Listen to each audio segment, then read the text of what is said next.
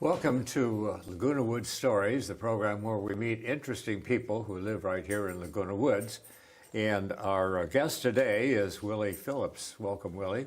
Well, thank you. Good to be here, Tom. And we're going to learn a little bit about you and also about the African American Heritage Club, of which you're a part, and also the Juneteenth holiday, which actually is today. But not the day that our audience will be seeing this. We're taping this on June 20th.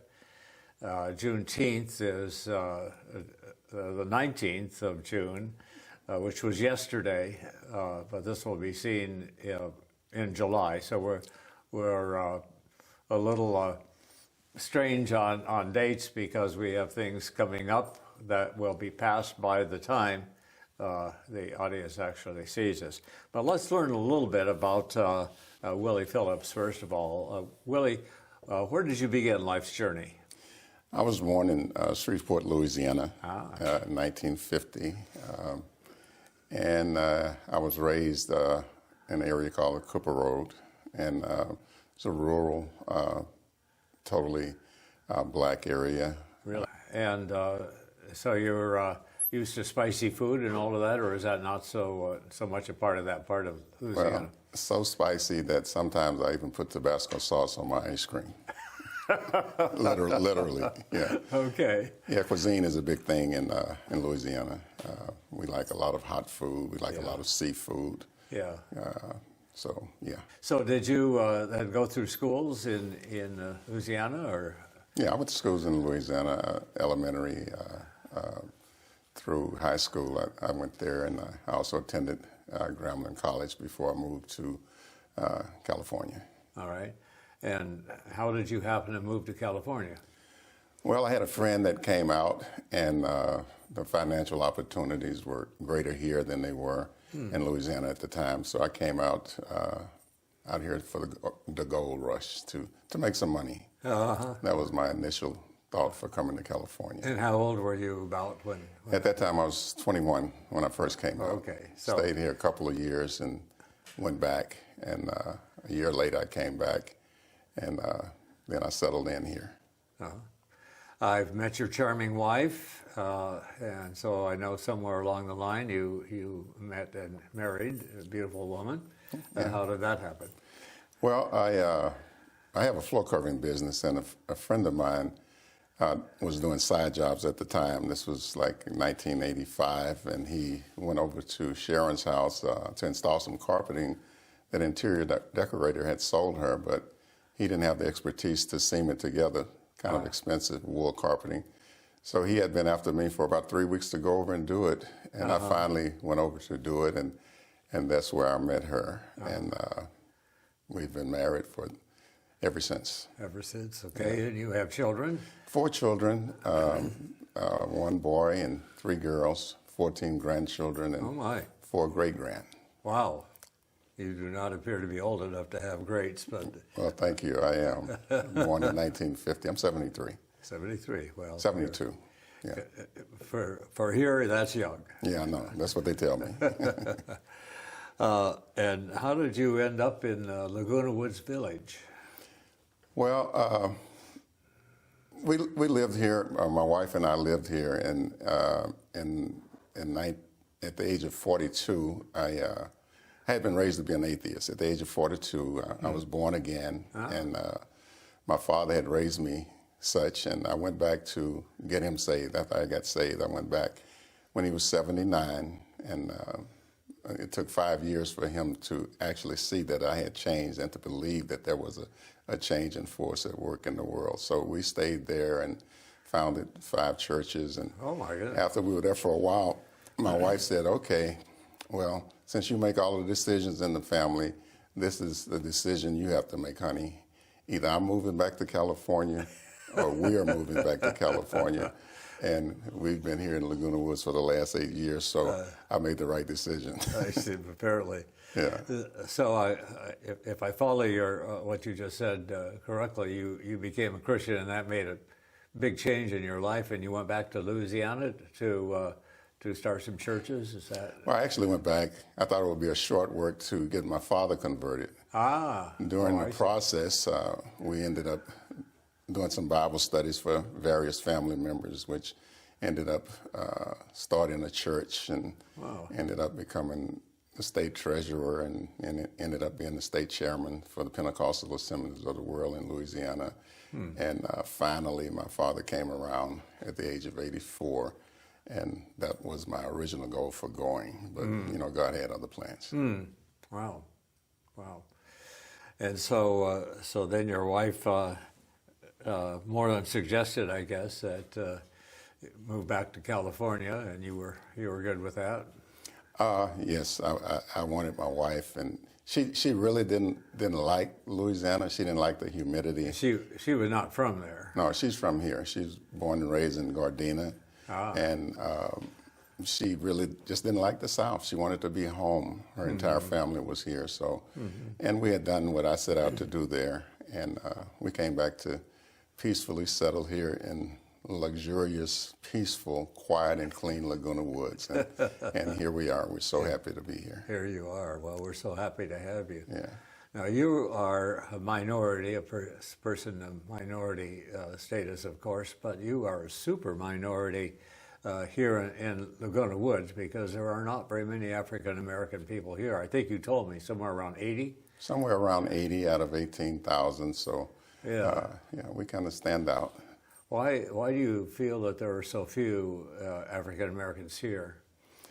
Well, it's there's a vetting process to get in, and part of it is financial.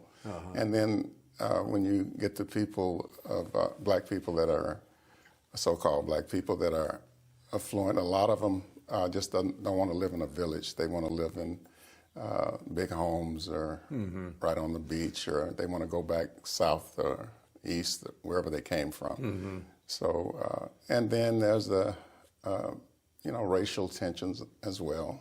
Do you feel racial tensions here in the village?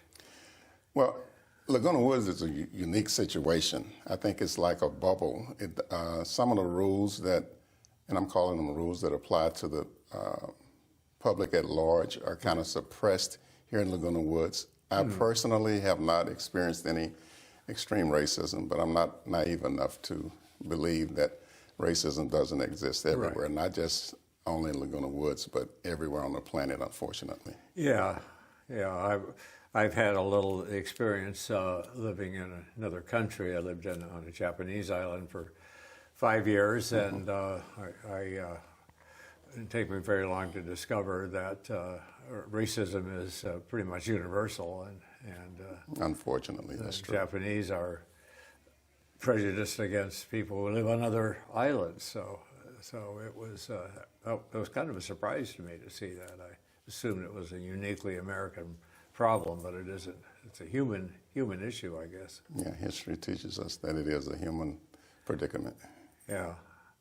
Now, you mentioned that you're in the flooring business. How did that come about? Well, when I first came to California, I ran into one of my old girlfriends from junior high school, and her uncle had a floor covering business, and he needed a truck driver, and I started working for him. And at the time, I was making $1.60 an hour. I was making a lot of money until I found out that the journeyman installers were making $8 an hour. So I asked him, what do I have to do to make $8 an hour? And he says, you have to do what they're doing, but it's going to take you about 8 years to matriculate to the point where you're a journeyman. I said, but if I can do what they're doing, then I'll make $8 an hour. He said, yes.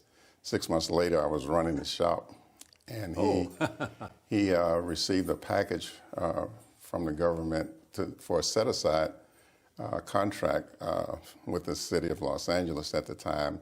Now, tell me what set-aside means in this case. Well, it had to be a minority, and in this case, it had to be a black. And at that time, he was the only black journeyman installer in the union, so it fell to him. So they sent it to him, and all he had to do pretty much was fill it out and turn it in, and he would get that particular contract. Oh, wow. It's about 3 inches thick, so he just threw it in the trash. I didn't know what it was. I picked it up and took it home over the weekend. And when I came back Monday, I had filled it out for him. He turned it in, and he received the contract. Oh, wow. So you were illustrating the size of the contract. It was That's, that many pages. yeah. Wow. So it took you the whole weekend to fill it out, no doubt. Right. But it, just. But that was a learning experience. You learn how to fill out a government contract. Yeah. The few things that I didn't know, we were able to make some phone calls and get the answers, and we've been receiving those type of contracts ever since. So that's good. So are you still in business? Are you retired now? Or? Still in business. I am retiring this year. My son and my son-in-law are going to take over the business. Yeah. Yeah.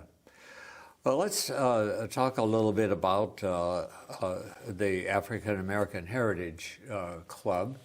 How long has that club been in existence? Well, it's been in existence about 8 years. Fran Williams founded it here about 8 years ago. Okay. When my wife and I moved here, we became a part of it.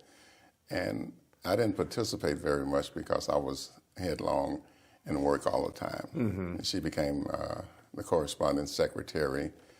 And I just recently got involved a few months ago, actually, and was elected to be the vice president. And the first huge thing that we're undertaking is this Juneteenth celebration that's going to be upcoming on the 25th of this month. So that is... and as the viewers are seeing this happened in the past now, the 25th of June. Right. But as we are recording this, it hasn't not yet happened, so that'll be a little confusing. But, right. So let's talk about Juneteenth, which is now a federal holiday as of the 19th of June last year. Right. It was declared a holiday, as I understand. The president signed it, and it became a holiday 2 days before the event last year. So you didn't hear much about it prior to the event. That's right. What is Juneteenth about, and where did the name come from? Well, on June 19th, 1865, in Galveston, Texas, a Union officer came down and announced, and he went around to several plantations at that time, formally informing the owners of the plantations that the slaves had actually been emancipated on, I think, January the 1st, 1863. So this is 2 years earlier. 2.5 years. 2.5 years earlier. Yeah. And a lot of the planters, plantation owners, would move their slaves and relocate them in Texas because they didn't want to change their way of income. So in Texas, they still held them in check for 2.5 years. Is that right? Yeah. And so on June the 19th, this was announced, and free at last, free at last. So they thought at the time. And they were released from slavery, and so they put the two together, June and the 19th, and out came the name Juneteenth. Juneteenth, okay, and so that was a celebration in the state of Texas, but now it's a national holiday. How did that transition happen?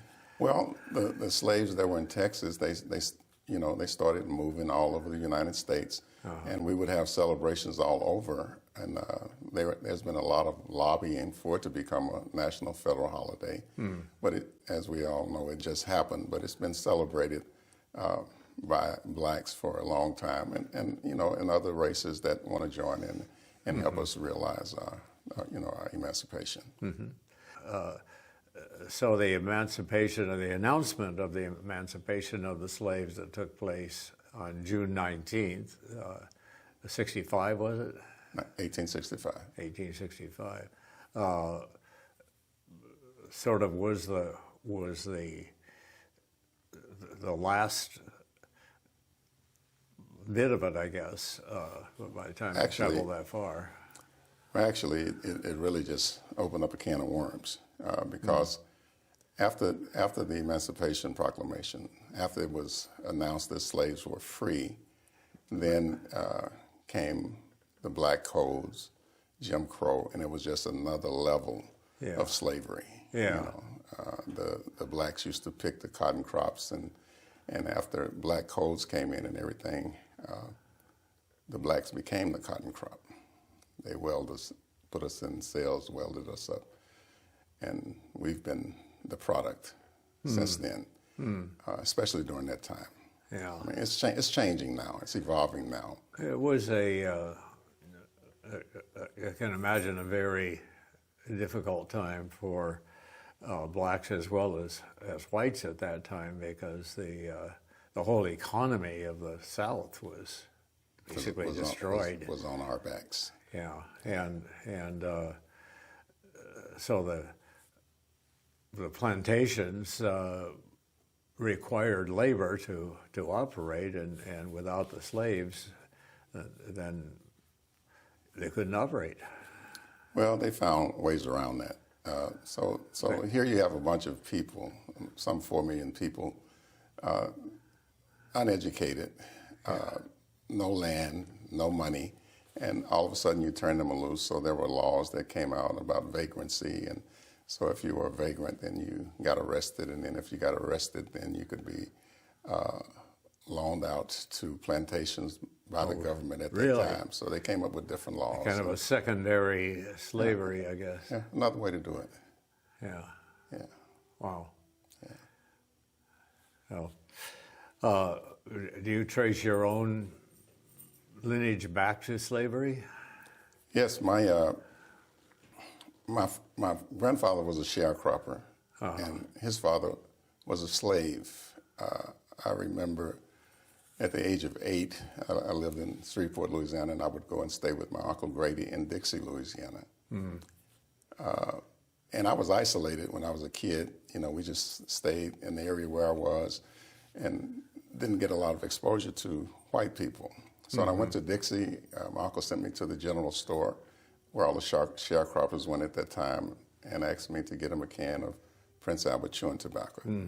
I went in and asked the owner for a can of Prince Albert chewing tobacco. He pulled me over, called me the N-word, and slapped me down, and said, whenever you come back up in here, ask for a can of Mr. Prince Albert chewing tobacco. And that was my introduction to racism. Oh, wow. I ran back to tell my uncle. I knew he was just going to go up, great uncle, he was going to go up there and do something about it. And he said, oh, boy, I forgot to tell you to say Mr. Prince Albert. Mr. Prince Albert. And so at that time, I knew that it was something that that we just had to come accustomed to taking the low road, which I didn't understand it at that time. Would that have been one of the first white people you had met? I had seen him. That's the first one that I had interacted with, and certainly the first one that had touched me. Wow. Yeah. Huh. That's not a good start. Not a good start. Yeah. Was that dealing with white people a difficult thing for you through those growing up years? And how did you? Obviously, you live in a world that's more dominated by white people. How have you adapted to that world? Well, it was extremely difficult for me because I was a thinker. I would walk around a lot, and I would begin to see how things were going on. Of course, my family we were very smart in school. There were 4 of us, and we all 4 graduated valedictorians of our class. Really? Wow. So as I began to study more about education, I realized that the form of education that I was receiving was more like indoctrination. And so I started rebelling against it. Here's another story. At the age of 17, my classmate, Lonnie Blaze, had a white girlfriend that lived in a white part of town. And the white guys caught him, dragged him behind a pickup truck, stripped him, and tied him to an oak tree with barbed wire, naked. Wow. And this was one of my best friends. And it was simply because he had the audacity to have a white girlfriend. So all of these things caused me to hate white people when I was growing up. Yeah.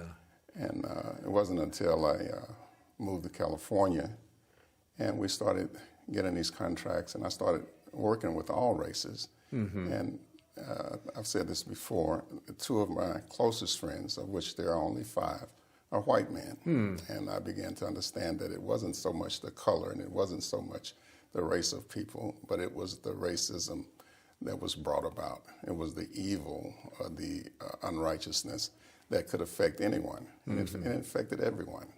I came to know some blacks that are extreme racists, of which I was one, because I wanted to retaliate until I was enlightened over time. It took a while.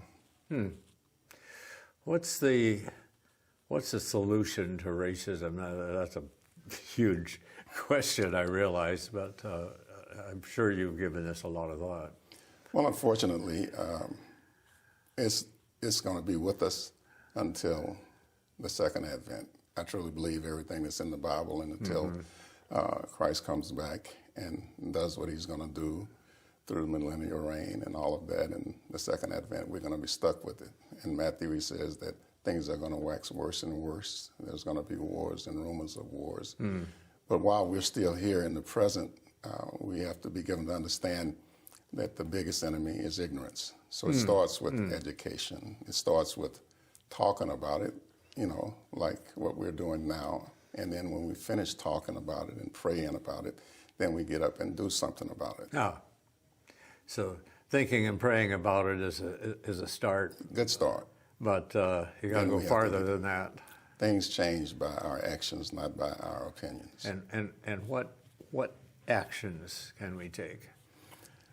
Well, like... When I say we, I mean both white people and black people. Well, let me use Laguna Woods for an example. Laguna Woods is a safe haven. We love it here. There are all types of diverse ethnicities and races here. Yes. And we all get along as neighbors. But when you look at it, we're segregated here. And we need to become, in my humble opinion, more integrated. We need to become more educated about what's going on. Like, I couldn't understand what happened in the Taiwanese church, how the Chinese national came. And I was talking with one of the leaders in the Taiwanese club here, and they were telling me that there was racism, political things going on between the Chinese and the Taiwanese, for example. Yes. Much like, the North and South here back in the day. So we need to be educated to understand that it's not just a black and white issue, it's a human issue. Yeah. And we need to, in my opinion, we need to approach it from that perspective, to learn about the other ethnicities, how they want to be treated. I don't believe people should be treated the way we want to be treated. I believe that we should treat them the way they want to be treated, and we're not going to know the way they want to be treated until we find out. I want to open my door for my wife, but I don't want a man opening the door for me.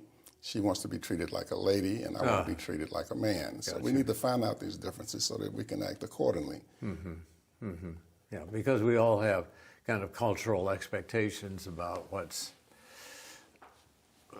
appropriate and what's not appropriate, and we don't necessarily know the expectations of people of another race or people who have a different history than we have.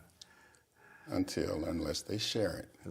And that's what we need, in my opinion, which doesn't matter count for much, but that's what I believe. Now you said something that really surprised me, so let me go back to that a little bit. You said that we're segregated here, and we're not segregated in housing as far as I know, are we? No, but we don't,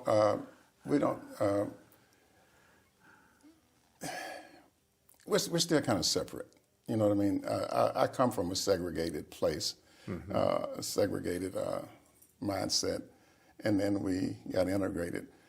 We intermingle, but not to the core. It's kind of a surfacey, we need to do it such that it just becomes natural. Like we have African American Heritage Club, we have the Taiwanese Club, or we have the Chinese Club. And when you go to the club meetings, there may be one or two or a few of another race in there, but not many. We need to mingle until it's the norm. It's not the norm for us to get together collectively and educate one another on what's going on behind our race barriers, or behind our ethnicities. We need to know that. And it takes some intentional, deliberate action because it doesn't just happen naturally, easily. We have to plan to do it. It has to be intentional. Yeah. And there are some people here in the village. I'm becoming acquainted with some coalitions where people are getting together to start doing this. I have talked with some of the leaders, and we're going to start having people from each club over to the other clubs to have some forums like this with 5 or 6 different ethnicities talking about things that we're talking about now. And it's not like it's a lot of major stuff that needs to be done, but it's a lot of minor stuff that needs to be done so that we can feel at ease with one another. When we first moved here, my wife likes to walk a lot, and the security guards used to follow her around. Really? Some of the, never happened when I was with her, and some of the people that lived here used to ask them, do you live here? I need someone to come and work for me, to care for my loved one or what have you. And she said, no, I live here. Assume that she was the help. That they were caregivers or that sort of thing. Yeah. And that hurts, I'm sure. Yeah. Any other thoughts as to what we can do to